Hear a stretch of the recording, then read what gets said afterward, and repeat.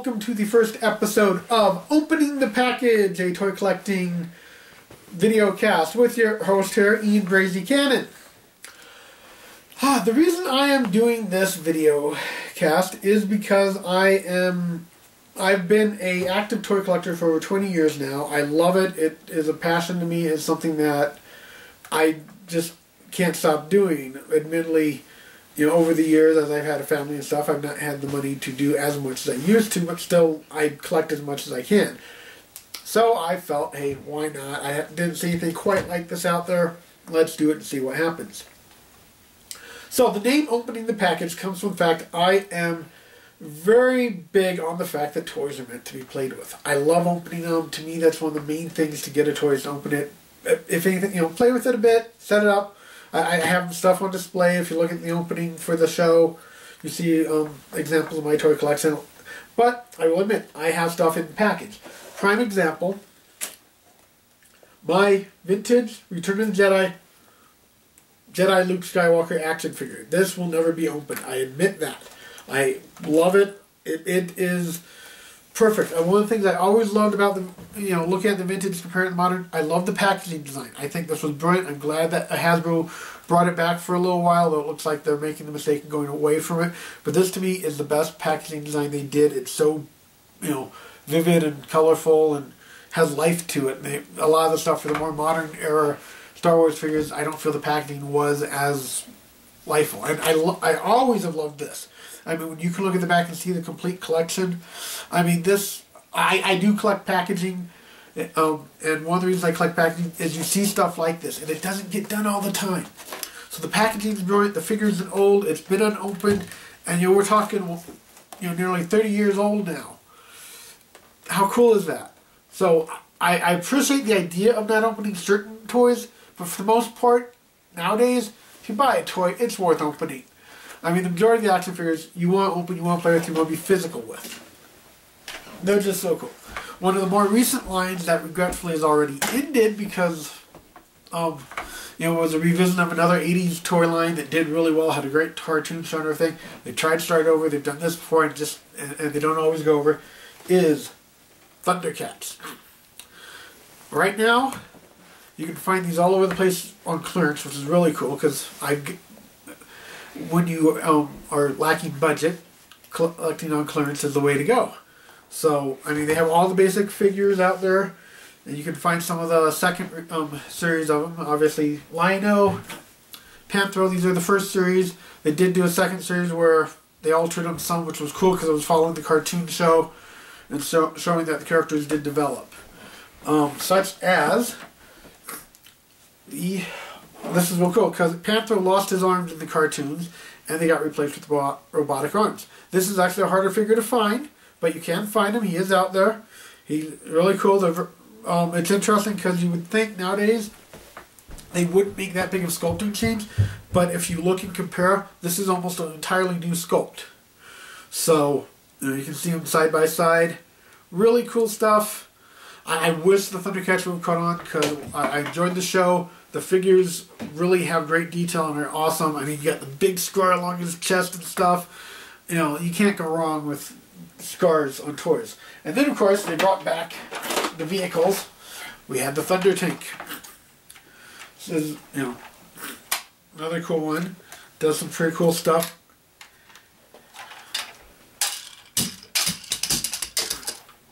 And it's actually made so you can attach other pieces to it that you can buy separately, other vehicles that make it, that expand and make it bigger. So, you know, it's really cool design. This is the stuff I like. Whoops.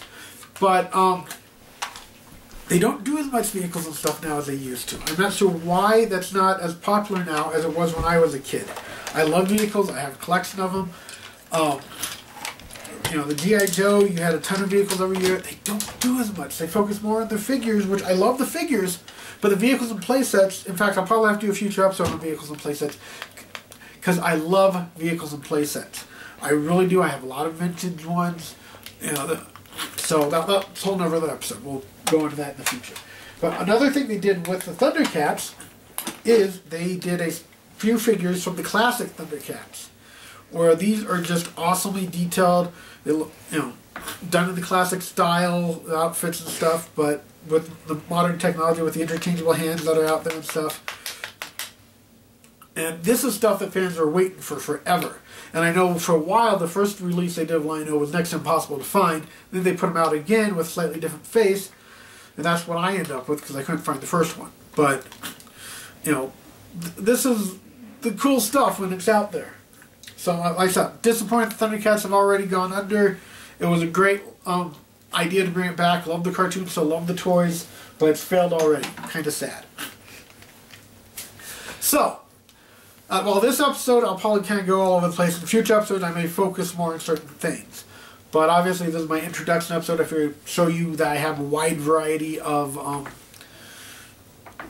interest in my toy collecting. Because I focus mostly on like Star Wars and Transformers, G.I. Joe. Those I have huge ones of. I collect all over the board.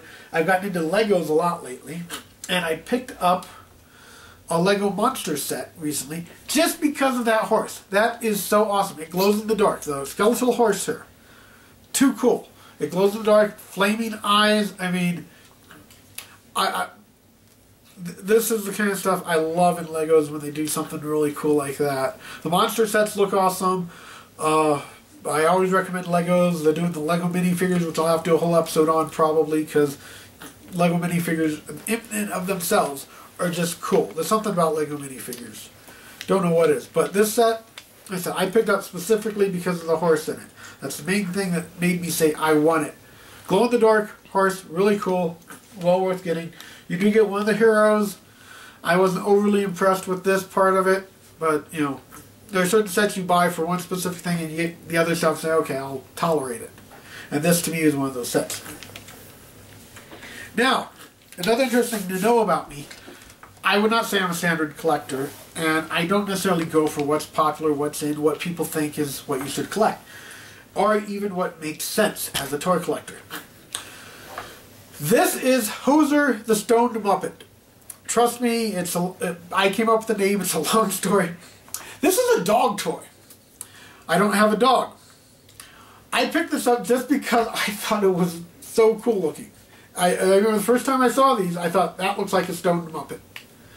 And so, this is the type of stuff I love to, if I see it's like, I have to have it. It makes no sense, but it just looked too cool. And so, yes, I'm a bit of an oddball on my collecting at times. And this is one of those really odd things that people would be like, what the hell is wrong with you? But, you just have to get stuff that looks cool at times. It doesn't matter. This thing is worthless. And that's another thing. I'm a collector that doesn't worry about value. I know the value of some of my pieces, but I don't collect because of the value. I collect because it's something that I like and think is cool. And that'll be another recurring thing among my collections. I do at times get the special limited edition figures, things that are hard to find, convention exclusives and stuff. But I'm not going to go out and get them because they're convention exclusives. I'm going to go out and get them because I think they're cool. So, Hoser Stoned Muppet.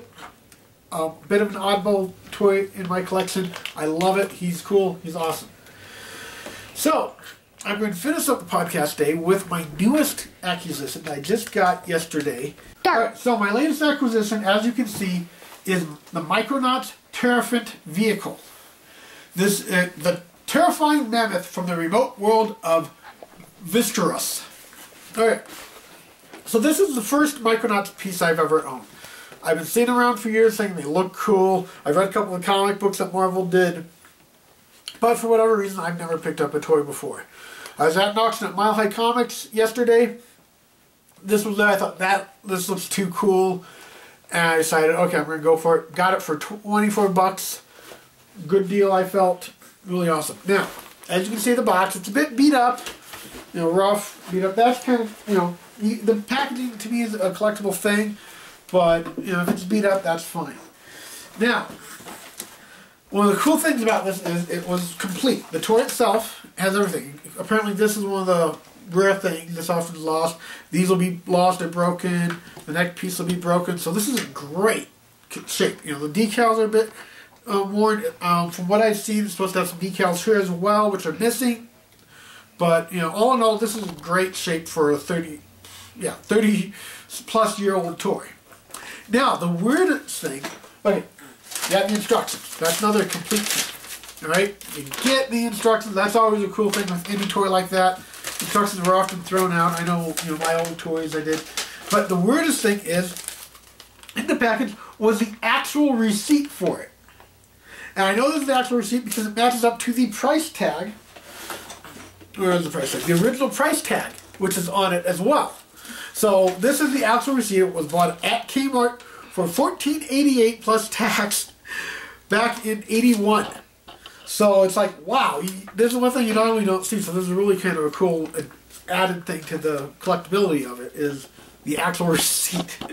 I don't think that makes it more valuable or anything. I don't really care. It's just cool to have. Now, the toy itself, as with the whole Micronauts line, is made to be customizable. So it comes loose. You can arrange it. Oops. And those things come off like crazy. These legs, you have to struggle to get off. But the earpieces come off. So see? Ta-da! Whole new thing. And that's the whole design of Micronauts, which was really cool. Is, all the stuff was supposed to be customizable. You can take figures apart, reattach them to each other, and make new figures. You can do the same with the vehicles, stuff. And like the ear flaps, the idea is, let's see, we'll put lino in here. I love the fact that it's all being done to the right sized figures now, but you could, basically the ear flaps fold in to become the shield. So whoever's piloting it has what looks like really cool armor, and then it folds out to the ears kind of thing. Really cool, and you can put people in the back. So, a lot of just coolness. I also love the fact that if you look at the basic style of the toy, it is style, you don't see toys like this anymore.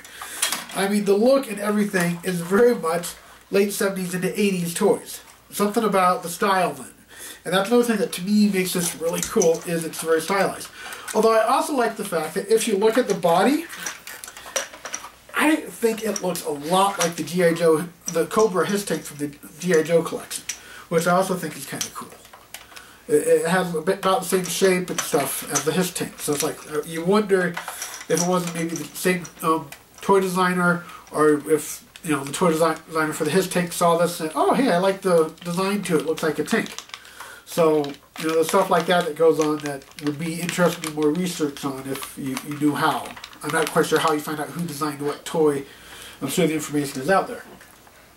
So really cool. The Terrafint from Micronauts line. I love stuff like this. So, well, that's my opening episode. I have no idea if this will be received well or not. I hope so.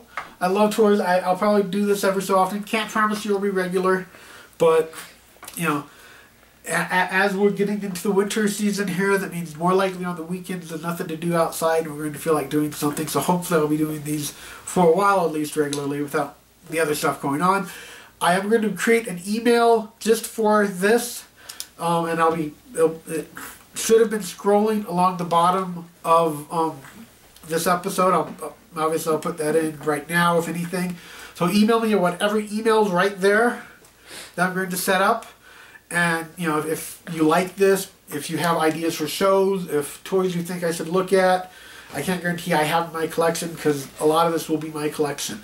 So, and I think my boys are hinting at me that they'd like to be on future episodes as well. So expect to see them at times. I do have two sons who are also toy collectors who share in a lot of the same passions as I do. So expect to see them in the future.